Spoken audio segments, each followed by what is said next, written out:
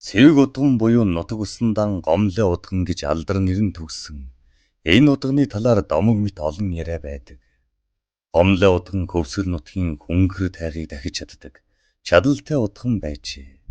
Хөнгөр тайгад 3 баатрын онголсон бунхан байдаг гэхээр байдаг бөгөөд нэгэн удаа гомлоо удган хөнгөр тайгыг дахих болж гожим эрдэмтэй лам болсон баатар гэх хэрхэм тухайн үед жоохон хүүхэд байсан болохоор дахилга болох гэрлүү томчууд оруулаагүй байна. Хүүхэд болсон хойно сониуч зан хөдлөөд дахилга хийх гэрийн эсхийг хуруугаар нь цоолоод нүхээр нь харж байтал гомлоо удган улаан сэрх ямаа цовдолж үлгөөд эхээс төрсөн биен дэрэн хоёглон буйлжээ. Гэтэл удалгүй тэнгэр хүчтэй дуугарч өнхөр тайгаас морьтой 3 баатрыг давхиж ирээд гомлоо удганы гэрийг тойрч байгаад буцаад явсан гэдэг. Мөн жимби зарингаас сулгаа хийсэн дорж өвгний 3 хүүхэд 1 жилийн дотор өөд болж дахин 2 хүү нэг охин нь хүнд өвчин нэрвдэж хоол унднаас гарчээ. Жимби зарин нас барсан хэдийч тэднийг хорлоод байж дорж гомлоо удганаас хүүхдүүдийн минь амийг авраач гэж гуйжээ. Гомлоо удган гэрийнхэн гаднаас 18 мал үйж их л хатуу онгодын өмнөөс бөөлсөн гэдэг. Бөөлж буугаад гомлоо удган. Миний засал үр дүнтэй болсон бол өвчтэй хүүхдүүдийн чинь нэг нь уух юм асуух юм. Тэр үед нь сүү амсуулаарай гэв. Удганы хэлснээр шүн дунд том хүн юм уухыг хүсэж эцэг нь аягтай сүүгснөр өгд хөл дээрэн босцоосон байна.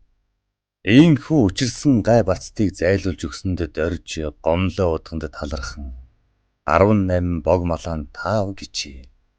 Удган би авахгүй. Би тэр хий юмд танай 18 малын зүсийг үзүүлж тэдний хуурж хүүхдүүдийг тань аварлаа. Үүнээс бус эдгээр малыг өөртөө авах гэсэн юм биш гэсэн байна. Одолгүй хүүхдүүдийн биеийн бүрэн идгсэн тул өвгөн эмгэн хоёр удганыг очиж нөгөө малаан өгөөд явжээ. Үүнийг мэдсэн доржин өрх тусгаар нэг хүн цэвэг удганы дэрж агсамнаж чемний эцэг ихийг ядуу болгож малыг минь мэхлэж авлаа гих зэргээр харааж гарчээ. Удган хариуд нь би авах гээгүй. Эцэгийг чинь л өөрсдөн авчирж өгсөн. Чи одоо тэр малан аваад яв. Харин энэ мал дотор их үр болсон ишиг ямаа хоёр бий. Түүнийг л үлдээчих.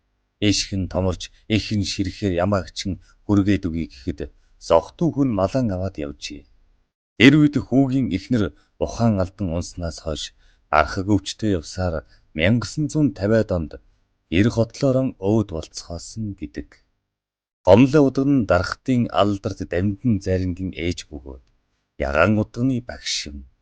Гомлоо удган айхтар хүчтэй онгодуудаан өөрийнхөө дамдин заринд өгсөн бөгөөд зарин тэр онгодуудыг цөөн айлд босгож өгсөн байдаг.